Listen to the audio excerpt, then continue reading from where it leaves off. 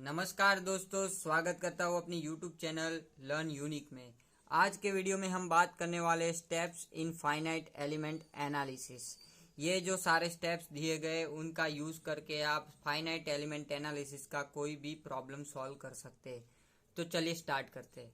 तो दोस्तों, सबसे पहला स्टेप है आइडेंटिफाई द प्रॉब्लम। उसमें क्या है, before starting the analysis it is very important to identify our problem और आवर सिस्टम इज। मतलब इसमें हमको पता होना चाहिए दोस्तों कि सबसे पहले हमारा प्रॉब्लम क्या है, हम कैसे प्रॉब्लम को सॉल्व करना चाहते हैं फाइनाइट एलिमेंट एनालिसिस के हेल्प से। In case our problem is structural, thermal, fluid, linear, non linear, scalar, vector, static और डायनेमिक। मतलब हमको पता होना चाहिए कि हमारे प्रॉब्लम का नेचर क्या है। मतलब अगर बीम एलिमेंट है, ब्रिज है कोई, तो वो स्ट्रक्चरल है। अगर किसी में हीट का एनालिसिस करना है तो हमारा नेचर क्या होगा, प्रॉब्लम का थर्मल होगा। और अगर किसी में फ्लूइड का एनालिसिस करना है तो हमारे प्रॉब्लम का नेचर होगा फ्लूइड। इसी तरह से वो लीनियर हो सकता है, नॉन लीनियर हो सकता है, स्केलर हो सकता है, वेक्टर हो सकता है, एक्सेट्रा। तो दोस्तों, आशा करता हूँ आपको स्टेप 1 समझ आ गया होगा कि identification of the problem is a main function to start the finite element analysis. उसके बाद हम पहुंचेंगे स्टेप 2 पे, जिसमें होगा सिलेक्शन ऑफ एलिमेंट टाइप। ये भी एक इम्पोर्टेंट स्टेप है दोस्तों, कि जिसके हिसाब से हम फाइनाइट एलिमेंट एनालिसिस को इजी और एक्यूरेट बना सकते हैं। तो as per the nature of the problem और system we have to choose element type to divide the geometry in a small number of finite element. मतलब हमको ऐसे एलिमेंट टाइप चूज करना है जिससे हमारी जो जियोमेट्री होगी पर्टिकुलर प्रॉब्लम की, उसको हम small number of finite element में डिवाइड कर पाए। तो मैंने एक एग्जांपल दिया है इधर कि a beam element can not solve by considering 1D spar element because 1D element is only design for a axial displacement. दोस्तों, ये क्या बोलना चाह रहा है कि हमारे पास सपोज कोई बीम एलिमेंट होगा, सपोज ऐसा कोई बीम एलिमेंट होगा, तो हम उसको 1D स्पार एलिमेंट से नहीं सॉल्व कर पाएंगे। क्यों दोस्तों? क्योंकि 1D स्पार एलिमेंट दोस्तों ओनली फॉर एक्सियल डिस्प्लेसमेंट, मतलब कोई एक्सिस पे डिस्प्लेसमेंट लग रहा है उसके लिए ही यूज में की लिया जाता है। तो अगर मैं बीम एलिमेंट के लिए 1D एलिमेंट चूज करूंगा तो मुझे प्रॉपर सॉल्यूशन नहीं मिलेगा दोस्तों। तो selection of element type depend upon geometry and degree of freedom of the system. Beam element में दोस्तों हमारे पास एक्सियल डिस्प्लेसमेंट है और एक बेंडिंग मोमेंट लगेगा, तो हमारे पास डिग्री ऑफ फ्रीडम हो गई 2। तो 1D एलिमेंट से उसको सॉल्व नहीं किया जा सकता। That is why selection of element type is important, और वो डिपेंड करता है जियोमेट्री पे और डिग्री ऑफ फ्रीडम पे। दोस्तों, अभी जानते हैं टाइप्स ऑफ एलिमेंट्स के बारे में। तो हमारे पास 3 तरह के टाइप्स ऑफ एलिमेंट्स है, 1D, 2D और 3D। 1D में क्या होता है दोस्तों कि 1D में 1 डिग्री ऑफ फ्रीडम होता है, इसलिए उसको 1D एलिमेंट बोलते हैं। जिसमें ये एग्जांपल दिया गया है कि 1 और 2 नोड है लेकिन उसका डिग्री ऑफ फ्रीडम एक ही है, क्योंकि ये एक्सियल डिस्प्लेसमेंट ही बताता है, इसलिए इसको बोलेंगे 1D एलिमेंट। लेकिन 2D में क्या होता है दोस्तों कि 2D में 2 डिग्री ऑफ फ्रीडम होता है, लेकिन इसमें भी 3 तरह के केस होते हैं कि सपोज कॉर्नर पॉइंट्स पे ही नोड है तो उसको बोलेंगे ट्रायंगुलर लीनियर 3 नोड फंक्शन। और अगर ऐसा ही ट्रायंगल है जिसके एंड्स पे भी नोड है और मीडिएट इंटरमीडिएट नोड भी है, तो इसको बोलेंगे ट्रायंगुलर 6 नोड, इसको बोलेंगे क्वाड्रेटिक शेप फंक्शन। और ऐसा ही ट्रायंगुलर के अलावा अगर रेक्टेंगुलर है तो क्वाड्रिलेटरल 4 नोड 2D एलिमेंट ऐसा बोल सकते हैं।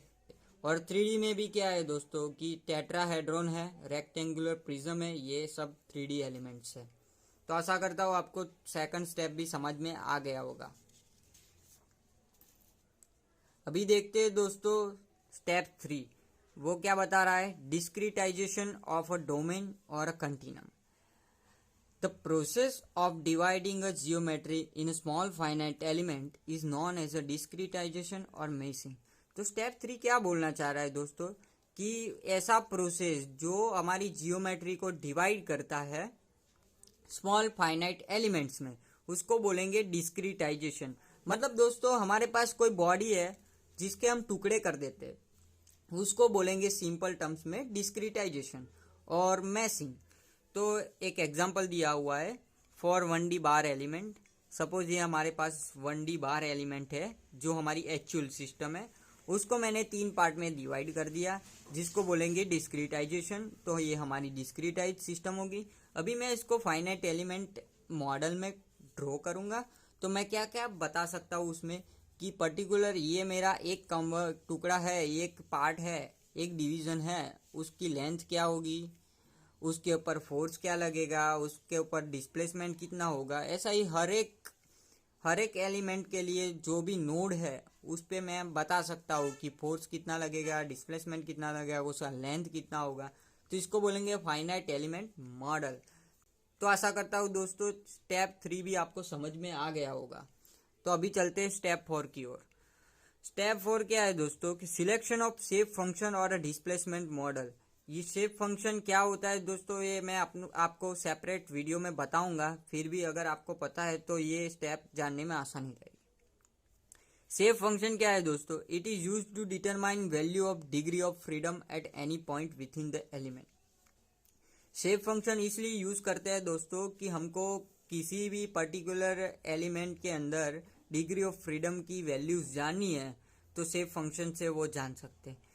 In finite element analysis the result are calculated at nodes only. हमको पता है दोस्तों कि फाइनाइट एलिमेंट मेथड में रिजल्ट है ना हमारे नोड्स पे ही आते हैं। नोड्स के बीच के पोर्शन में हमको नहीं मिलते रिजल्ट, लेकिन हमको बोला जाए कि ये 2 नोड्स है, उसके बीच में ये पॉइंट है, इधर हमको रिजल्ट चाहिए, तो कैसे ढूंढेंगे? तो उसमें आपको शेप फंक्शन हेल्प करेगा दोस्तों। So corresponding degree of freedom is calculated on a node points only. तो हमारा जो नोड पॉइंट्स पे जो भी कैलकुलेशन होगा उसके हिसाब से शेप फंक्शन हमको बीच के पॉइंट्स पे क्या लोड लग रहा है, कितना डिस्प्लेसमेंट आ रहा है, ये ढूंढने में हेल्प करेगा। The shape function is a interpolation function. Shape function is a important line है, इंटरपोलेशन फंक्शन। शेप फंक्शन को दोस्तों इंटरपोलेशन फंक्शन इसलिए कहा जाता है क्योंकि उसका जो इक्वेशन है n is equal to n1 x1 plus n2 x2, ये एक ही थियरी है जो खाली इसका इक्वेशन में नोटेशन चेंज करते हैं, बाकी इक्वेशन सेम ही रहता है। अगर डिस्प्लेसमेंट चाहिए हमको तो हम क्या करेंगे, n1 q1 plus n2 q2, और अगर हमको टेम्परेचर चाहिए तो t is equal to n1 t1 plus n2 t2। मतलब हमारा मैथमेटिकल जो फॉर्मूला है वो सेम रहेगा, लेकिन चेंज क्या होगा, चेंज खाली नोटेशन हो गए। उसको बोलते हैं interpolation function which provides the result between 2 nodes point. ये नोड 1 है, ये नोड 2 है, तो उन दोनों के बीच में जो भी रिजल्ट है वो प्रोवाइड करेगा। शेप फंक्शन इसलिए यूज होता है। तो आशा करता हूँ दोस्तों आपको स्टेप 4 भी समझ में आ गया होगा। अभी देखते हैं स्टेप 5 क्या बोलता है। स्टेप 5 बोलता है provide the relation between stress, strain and displacement. जैसा कि हम जानते हैं दोस्तों स्ट्रेन एंड डिस्प्लेसमेंट के बीच में रिलेशनशिप क्या है कि epsilon is equal to d u by d x. तो इधर एप्सिलॉन हमारा स्ट्रेन है और यू हमारा डिस्प्लेसमेंट है। तो ये रिलेशनशिप आपको याद रखनी पड़ेगी क्योंकि हर एक प्रॉब्लम में स्ट्रेस एंड स्ट्रेन ढूंढने को बोला जाता है, तो इससे हम ढूंढ सकते हैं। अभी हमको पता है as per Hooke's law sigma is equal to E into epsilon. तो स्ट्रेस और स्ट्रेन के बीच की रिलेशनशिप है ये दोस्तों। सिग्मा हमारा स्ट्रेस है, ई हमारा मॉड्यूलस ऑफ इलास्टिसिटी है और एप्सिलॉन हमारा स्ट्रेन है। तो आशा करता हूँ स्टेप 5 भी आपको समझ में आया होगा दोस्तों। अभी देखते हैं नेक्स्ट स्टेप क्या है। तो दोस्तों स्टेप 6 में क्या है, derive an element stiffness matrix. अभी हमको एलिमेंट का स्टीफनेस मैट्रिक्स जानना है। तो हम कैसे जानेंगे, ये हमारा मेन इक्वेशन है जिसमें F इज इक्वल टू के इंटू दी, ये फाइनाइट एलिमेंट का मेन इक्वेशन है, ये याद रखना पड़ेगा दोस्तों। जिसमें F क्या है, हमारा नोडल फोर्सेस है जिसमें हम फोर्स वेक्टर को दर्शाएंगे। D क्या है, हमारा नोडल डिग्री ऑफ फ्रीडम है जहां आप DOF वेक्टर को दर्शाएंगे। लेकिन हमारा K क्या है, K हमारा एलिमेंट स्टीफनेस मैट्रिक्स है। वो किधर से मिलेगा दोस्तों, वो इधर से मिलेगा। K is equal to AE by LE 1 -1 -1 1।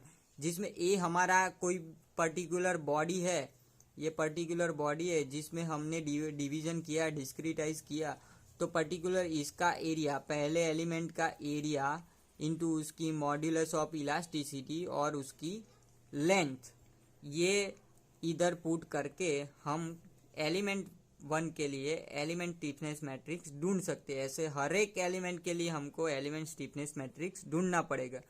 तो आशा करता हूँ स्टेप 6 आपको समझ में आ गया। जैसे ही स्टेप 6 कंप्लीट होता है, स्टेप 7 इजी हो जाता है। उसमें क्या है, assemblage of element stiffness matrix to obtain global stiffness matrix, जिसमें क्या कुछ नहीं करना दोस्तों, जो हमारा मेन ग्लोबल स्टिफनेस मैट्रिक्स होगा वो summation of element stiffness matrix होगा। सपोज इधर 3 एलिमेंट्स है तो 3 में हमको K1, K2 और K3 मिलेंगे, तो उसको सिंपली सम करो तो हमको ग्लोबल स्टिफनेस मैट्रिक्स मिल जाएगा। जैसे ही आपको ग्लोबल स्टिफनेस मैट्रिक्स मिल जाता है दोस्तों, स्टेप 8 आपको परफॉर्म करना है, जिसमें बाउंड्री कंडीशन लगानी है और सॉल्व करना है। उसमें क्या करेंगे दोस्तों, the geometrical constraint and values are considered and solution process is carried. तो हमको बताना है दोस्तों कि अगर कोई हमारी बॉडी है, सपोज ऐसी कोई बॉडी है जिसको हमने डिस्क्रिटाइज किया है, तो हमको पता होना चाहिए कि कहाँ पे वो फिक्स है, कहाँ पे उसका फोर्स लग रहा है, कहाँ पे डिस्प्लेसमेंट हो गया, ये सब हमारी बाउंड्री कंडीशन होगी। उस हिसाब से हम बाउंड्री कंडीशन को कंसीडर करेंगे और हमारा प्रॉब्लम सॉल्व करेंगे। तो यही थे सारे दोस्तों simple steps to perform finite element analysis. इसकी हेल्प से आप कोई भी प्रॉब्लम सॉल्व कर सकते हो फाइनाइट एलिमेंट मेथड का। ये एमटेक का एक कैड कैम का बहुत ही इम्पोर्टेंट पार्ट है और सिविल में भी बहुत बार आता है। तो आशा करता हूँ आपको समझ में आया होगा और मैं ऐसे ही वीडियो बनाता रहता हूँ। तो बने रहिए हमारे साथ, चैनल को सब्सक्राइब कर दीजिए और वीडियो अच्छी लगी हो तो लाइक कीजिए, कमेंट कीजिए और शेयर करिए अपने दोस्तों में। मिलते हैं अगले वीडियो में। धन्यवाद।